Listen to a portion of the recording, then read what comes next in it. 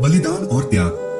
श्री कृष्ण ने भीम को कुरुक्षेत्र के युद्ध में भीम के पुत्र घटोत्कच को बुलवाने के लिए बोला, और ऐसा उन्होंने कौरव सेना का सफाया करने के लिए नहीं बल्कि कर्ण को एक प्राणघातक दिव्य हथियार इंदिरास्त्र का उपयोग करने के लिए मजबूर करने के लिए था, जिसका उपयोग वो केवल एक ही बार कर सकता था और श्री कृष्ण नहीं चाहते थे क्यों उस हथियार का प्रयोग वो अर्जुन पर करे।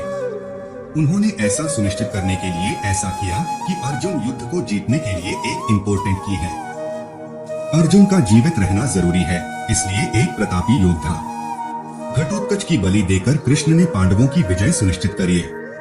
ये होता है बलिदान, प्राणों का बलिदान। अगर आप जीवन में सफलता पाना चाहते हैं तो जो बलिदान आपको करने पड़ेंगे वो प्राण से बड़े नहीं है, लेकिन फिर भी नहीं करते, लोग नहीं छोड़ते, मोबाइल चलाते रहेंगे, लत लगी हुई है, बड़े भयंकर तरीके से सुबह देर तक सोते रहेंगे, नहीं छोड़ सकते, त्याग नहीं कर सकते। नींद का त्याग के बिना कोई महत्वपूर्ण प्रक्रिया उपलब्धि नहीं हासिल की जा सकती। यदि आप अपने कंफर्ट जोन में, अपने गौरव में मैं समय, धन, सुरक्षा, इन सब का त्याग करने को तैयार नहीं होना तो आप जिंदगी में कुछ नहीं अचीव कर पाओगे। आप कभी भी अपनी सुपर लेवल की सफलता हासिल नहीं कर पाओगे। माताओं को समान दर्जा श्री कृष्ण को माता देवकी ने जन्म दिया और फिर माता यशोदा ने पाला, लेकिन फिर भी श्री कृष्ण ने हमेशा दोनों को बराबर रिस्पेक्ट दी, दोनों को बराबर इज्जत दी।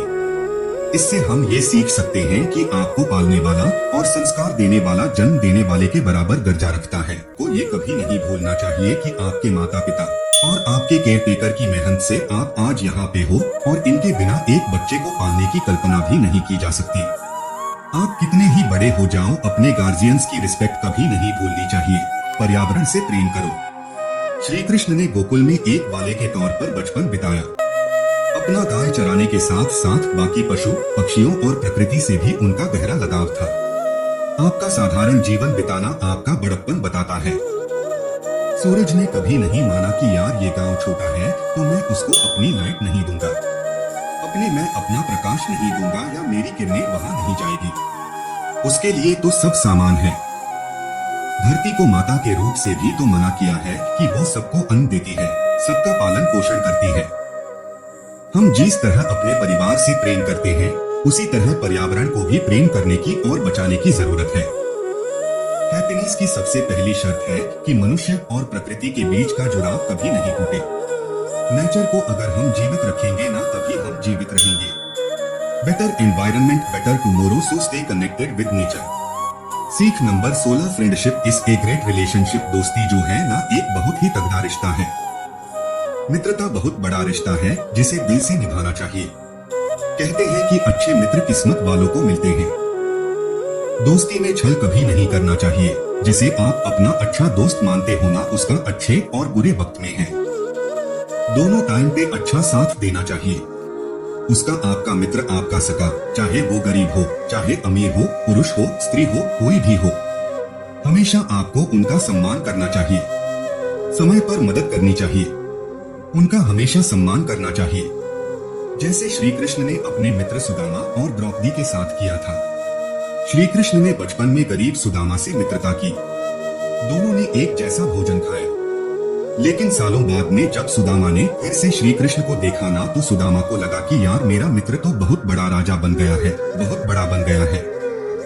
अब मुझे उससे कभी मिलना ही नहीं चाहिए। मेरा उनसे मिलना उनकी प्रतिष्ठा और उनकी गरिमा को कम कर सकता है।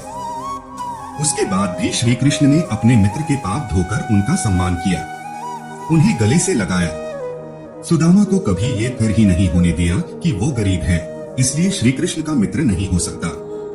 हर कोई श्री कृष्ण का मित्र हो सकता है, लेकिन दिल साफ होना चाहिए। मित्रता बहुत बड़ा रिश्ता होता है, दिल से निभाना चाहिए। सीख नंबर 17, निस्वार्थ भाव से गुरु बने। श्री कृष्ण ने एक गुरु की तरह गाइड किया था पांडवों को, जिसकी वजह से श्री कृष्ण की कूटनीति की वजह से पांडव लड़े और जीते, और अर्जुन के सारथी थे श्री कृष्ण, लेकिन जीत का श्रेय उन्होंने पांडवों को दिया। एक गुरु के तौर पर अगर आप किसी को कुछ सिखाते हैं और वो सफल हो जाते हैं, तो उनकी सफलता का श्रेय खुद लेने का प्रयास न करो। गुरु को निस्वार्थ भाव से मार्गदर्शन करना चाहिए। इसीलिए तो कहा है कि गुरु की जो उपाधि है ना, वो ईश्वर से भी बड़ी होती है। स्टूडेंट्स की जीत और सफलता के लिए एक गुरु का सबसे बड़ा कंट्रीब्यूशन होता है और गुरु के लिए सबसे बड़ी गुरु दक्षिणा यही है कि उसका शिष्य सफल हो जाए। शिष्य की विषय को अगर सफलता मिल गई तो गुरु के लिए इससे बड़ी गुरु दक्षिणा नहीं होनी चाहिए। लेकिन आजकल कल्चर बदल रहा है। हमें श्री कृष्ण से सीखना चाहिए कि अगर आपका शिष्य सफल हो गया तो फिर गुरु बनना भी आपका सफल हो गया। इसलिए गुरु बनकर के निस्वार्थ भाव से आपको गाइड करना चाहिए। सीख नंबर 19 धर्म, संस्कार, मानवता और सत्य सर्वोपरि। श्री कृष्ण की जीवन लीलाओं से मिली सीख से श्री कृष्ण के अनुसार खुद से बड़ा है। कुल यानी कि कुटुंब कुटुंब से बड़ा है, समाज और समाज से भी बड़ा है। देश देश सर्वोपरि है, किंतु देश से भी बढ़कर है। ना अपना धर्म, अपने संस्कार, अपनी मानवता और सत्य जिसकी रक्षा हम सभी को कर दीजिए। अगर ये तीनों बने रहेंगे ना तो हमारा देश हमेशा महान बना रहेगा। यदि धर्म का नाश हुआ तो देश और समाज का पतन निश्चित है। यहाँ श्री कृष्ण से हम अपने धर्म की रक्षा करना सीख सकते हैं और हमारा धर्म सभी धर्मों को एक जैसा और बराबर मानना सिखाता है, सभी को आदर देना सिखाता है, न्याय के लिए लड़ना सिखाता है, सच का साथ देना सिखाता है, गलत को दंड देना सिखाता है और पाप को खत्म करना सिखाता है। जिसमें सबका भला हो ऐसा काम करना सिखाता है। सभी जातियों को बराबर मानो, उनसे भेदभाव नहीं करो। ये सिखाता है, प्रेम सिखाता है, सबका सम्मान करना सिखाता है, प्रकृति से जुड़ना सिखाता है, फल की इच्छा के बिना लगातार कर्म करना सिखाता है, समाज के भले की नीतियां समझाता है और दूसरों की पीड़ा को समझदार सिखाता है। बहुत सारी चीजें हैं जो इंसान को उसका धर्म सिखाता है। इसलिए हमेशा अपने धर्म का और अपने संस्कारों का पालन करें। सीख नंबर 20, जो भी होता है अच्छे के लिए होता है। आपके जन्म से लेकर के आपकी मौत तक जितनी भी घटनाएं होनी है, जितनी भी घटनाएं हो चुकी है, सबके पीछे कोई ना कोई रीजन था। अगर आप एक लॉन्ग पर्सपेक्टिव में जाके देख रहे हैं तो आपको पता पड़ेगा कि जिंदगी में कुछ भी होता है ना वो हमेशा अच्छे के लिए होता है। कभी भी किसी भी घटना का उद्देश्य गलत नहीं होता है, क्योंकि आप उस घटना को किसी और ढंग से करने की कोशिश में थे और वो नहीं कर पाए।